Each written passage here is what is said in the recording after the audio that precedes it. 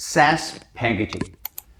What most people do when they do SaaS packaging is that they take all their features and package them into tiers, modules, or bundles.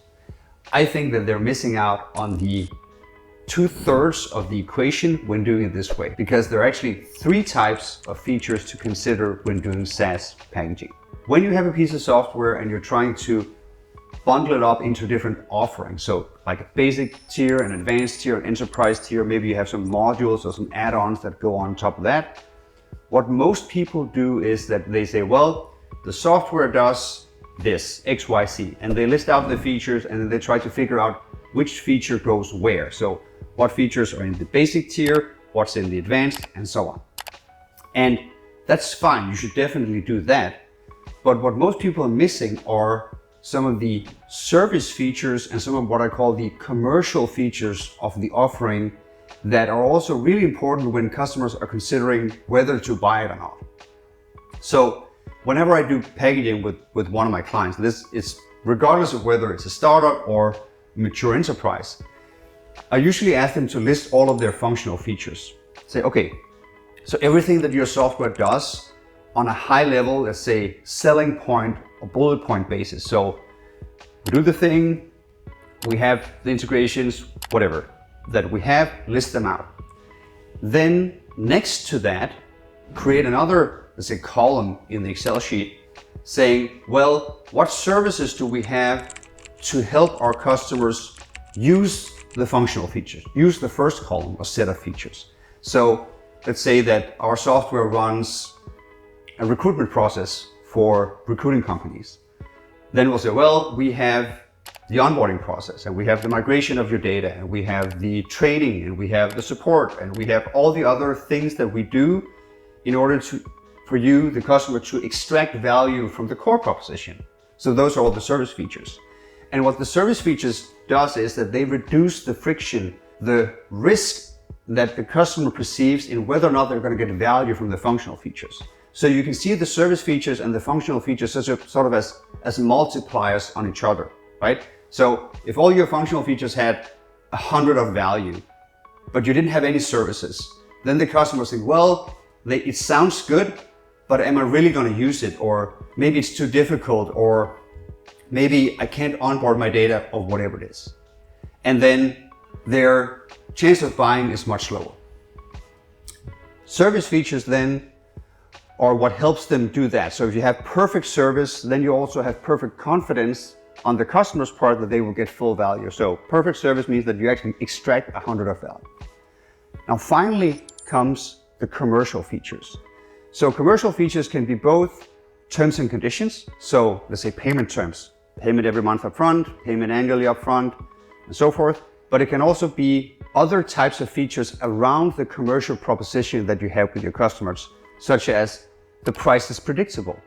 Whatever the model is that we're pricing by, I will be able to tell, whatever, January 1st, what I'm going to pay all of that year.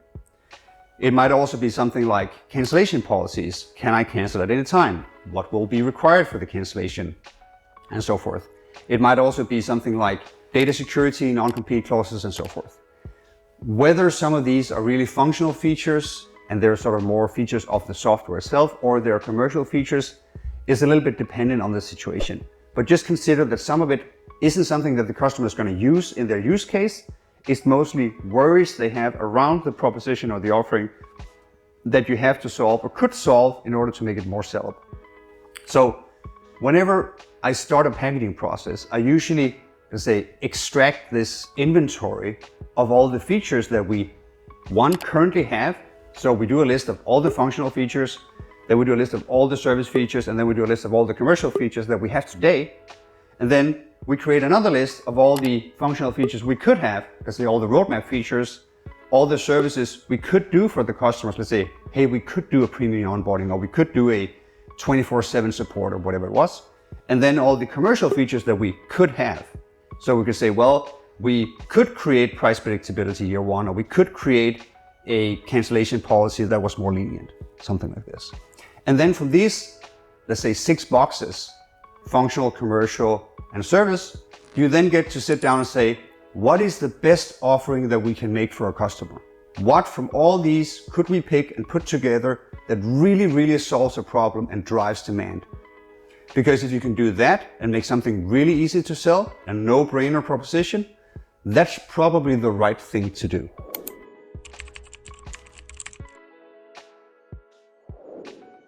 I had a client once, they did an event management software, and the software basically was, we can create landing pages and we can create a CRM system of all your speakers and participants in the event, and that's our goal. And we had done all the packaging framework and the pricing framework, but we had focused on corporate customers. And during the process, we had talked about NGOs, like how are we going to price the NGOs, because they are potentially a customer segment, but they don't have the same money that the corporates do. So how do we do that? So after the process, the CEO from my client, he forwards me an email that he got from one of his prospective clients, an NGO that they had been in contact with, and he said, hey, look, we had this dialogue on email and we had a demo, and they're writing me, and there is like, they say that they're currently paying $6,000 a month for this other software that they're using. So maybe that's like an indication of where we should go with the NGO pricing. Okay, great.